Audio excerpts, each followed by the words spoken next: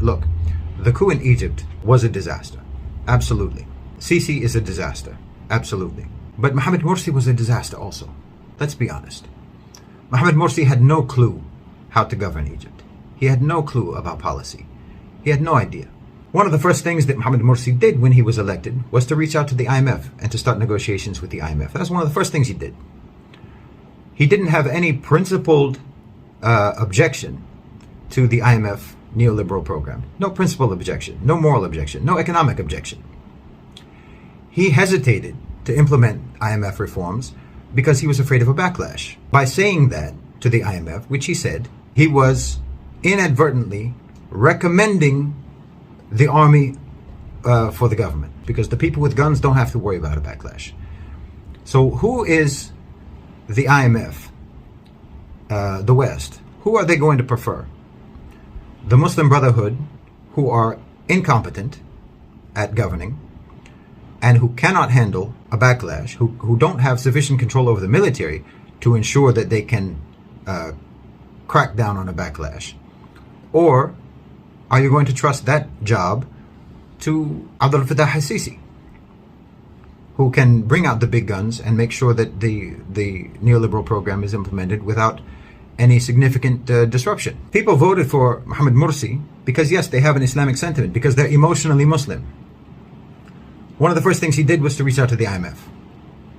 And within weeks or within months of his election, they were filling the tunnels in Gaza with waste material from septic tanks.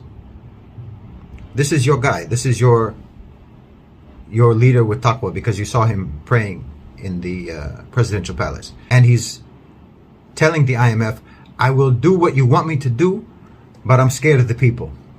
That's what happens when you have the electorate who will vote for anyone who says that they're Muslim and has the banner of Islam and says Islam is the solution and so on. That's what you get. You get someone who is completely incompetent and who is acquiescent and obsequious towards the West, and who has no idea how to implement policies, has no idea how to govern, and doesn't have the ability to even control his own army. So the West, the UAE and Saudi Arabia and the IMF threw their support behind the coup.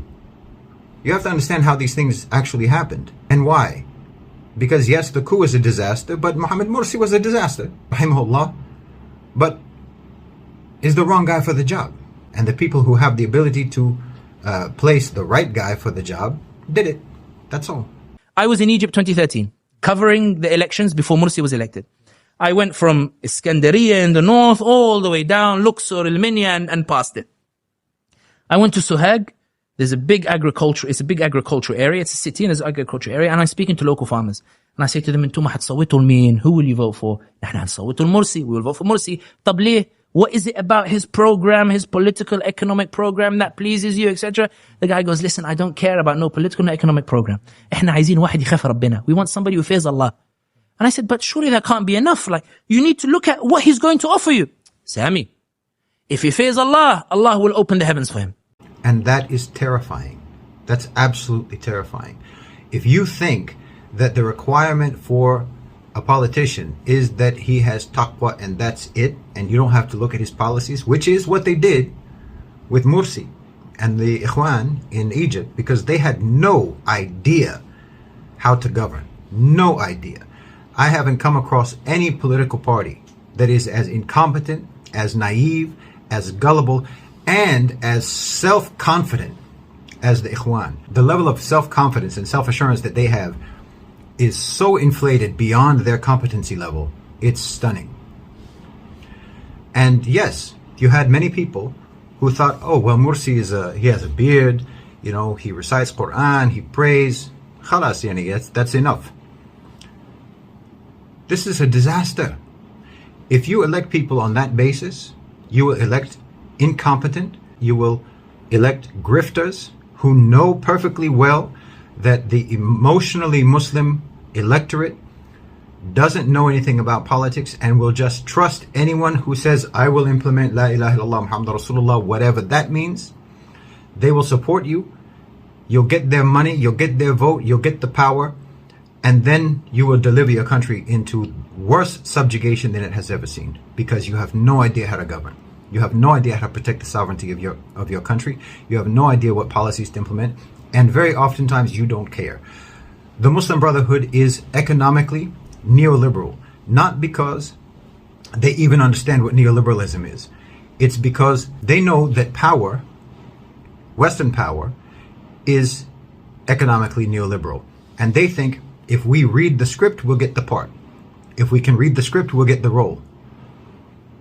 But what they miss is the fact that, yeah, you have to know the part, you have to be able to read the script, you have to believe in the script, you have to understand the script, and you have to be able to implement it. And you don't have the ability to implement, because you don't even understand how government works. You don't even understand how politics works, actually, as much as you think you do. You don't actually understand. And so, no, competency does matter. And of course, taqwa matters, but that's not the qualification. This goes back to the quote of Mohammed bin Zayed saying that the Arabs, the Muslims, don't know how to vote. They'll vote for anybody who looks religious, who just uses religious rhetoric. And that person who uses religious rhetoric could be an American agent, could be a Western agent. And whether they're a Western agent or not, if they're stupid and incompetent, they will reach the same outcome as if they were an American agent. So it doesn't ultimately matter whether or not they are literally paid by the United States, by the CIA, by the National Endowment for Democracy, or not. If they don't know how to govern, they will be governed by those who do know how to govern externally, meaning the West, meaning the United States. He's actually just validating the opinion of Mohammed bin Zayed and Mohammed bin Salman without even knowing it, which also makes me think that he must be Ikhwan, because he is kind of oblivious.